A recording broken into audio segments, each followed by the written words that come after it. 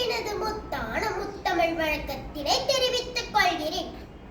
என் கதையின் தலைப்பு அகபாவம் மிக்க குதிரை.